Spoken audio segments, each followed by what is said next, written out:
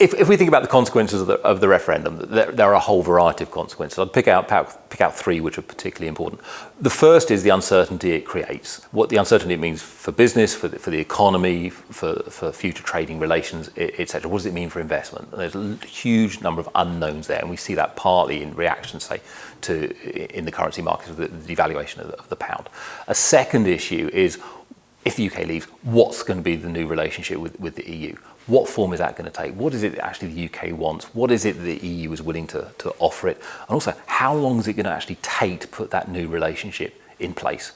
Withdrawal will be up to 2 years. The new relationship could take much, much longer to put in place. And that just adds to the uncertainty. The third area is what this means for the UK, both in terms of the constitutional structure, in terms of the future of Scotland being part of the UK, but also in terms of devolution.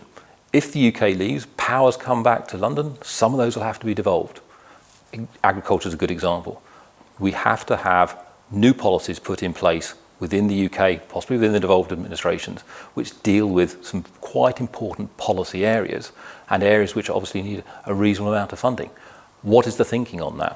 What policies might be introduced? How are they going to be funded? How are they going to be administered? Big challenges, and this is going to take up a huge amount of time and resource in terms of the work of the civil service, in terms of the work of the devolved administrations, in terms of parliamentary time as well. So we've got a fair amount of time ahead of us where there's going to be a high degree of uncertainty and a lot of problems to actually address.